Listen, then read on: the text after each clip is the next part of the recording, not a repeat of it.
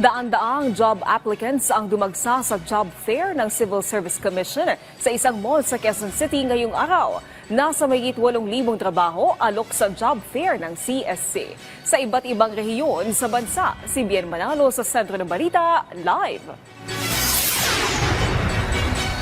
Naomi, magandang balita para sa ating mga kababayan na gustong magtrabaho sa gobyerno at maging isang lingkod bayan dahil libo-libong trabaho ang alok sa 2025 Government Job Fair na inorganisa ng Civil Service Commission o CSC ngayong araw sa iba't ibang bahagi ng Pilipinas. Halos 2 oras ang ibinayahe ni Jake Lorente mula sa San Ildefonso, Bulacan papuntang Quezon City. Magbabaka sakali kasi siya sa job fair ng Civil Service Commission o CSC sa isang mall sa QC. Target niya na makapasok bilang administrative assistant sa anumang government agency sa Manila. Mahigit 5 taon siyang nagtrabaho bilang admin aide sa San Ildefonso LGU. Karoon ng chance yung iba na makapasok sa gobyerno or siyempre, mahirap talagang pumasok sa gobyerno. Sana laging may ganito para lahat ng mga eligible din sa CSC, may chance sila. Hindi pa man nakakagraduate, nagbaka sakali rin si Michael Adriano sa CSC Job Fair. Pangarap niya raw talaga na makapagtrabaho sa gobyerno. Sa December, nakatakda siyang magtapos sa kursong Hospitality Management. Malaking tulong po ito, sir, sa amin, lalo na yung mga passer ng bali, sir, nabibigyan kami ng opportunity na makapasok sa pampubliko na serbisyo. Unang-una, nagpapasalamat kami sa civil service dahil may mga ganitong pagkakataon na napagbibigyan kami at nabibigyan kami ng pagkakataon na makapag-apply sa mga ganitong mga trabaho na inaalok ng iba't ibang government agencies po. Ilan lang sina Jake at Michael sa daan-daang aplikante na dumagsa sa job fair ng Civil Service Commission sa isang mall sa QC ngayong araw.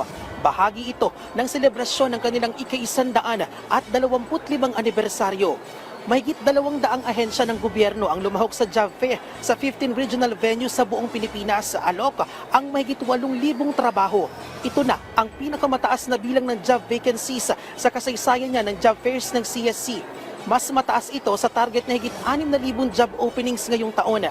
Kasama rito ang plantilla at non-plantilla positions sa national agencies, local governments, government-owned and controlled corporations at state colleges and universities.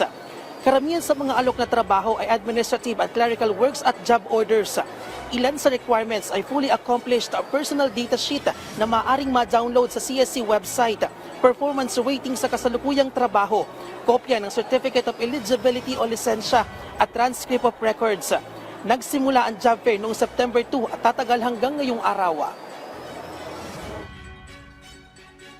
Ang objective lang naman natin is for us to bridge yung mga employers sa government service and yung mga aplikante natin na gustong pumasok sa gobyerno. Sa government kasi, kagaya ng private, nag-upgrade na rin kasi yung sa mga competencies. So, titingnan nila kung yung sa posting ng position, ano yung mga requirements, ano yung competencies ng position.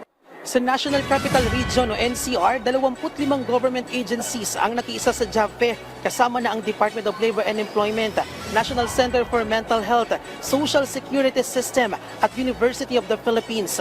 May payo naman ang CSC sa mga nagnanais na magtrabaho sa gobyerno at maging sa mga kasalukuyang kawani ng pamahalaan, lalo na ngayong mainit ang usapin sa korupsyon. Ang pagpasok sa government ay isang misyon. So we take it as our mission and vocation. So with that kasi, maiisip natin na kung mission siya at vocation natin, ay pagbubutihin natin yung ating serbisyo.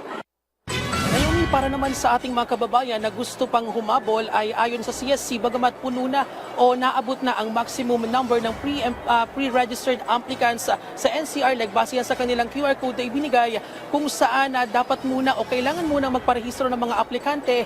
Ang good news ay tatanggap pa ng walk-in applicants ng CSC hanggang mamayang alas 5 ng hapon. At yan ang update. Balik sa'yo, Naomi. Maraming salamat, Bien Manalo.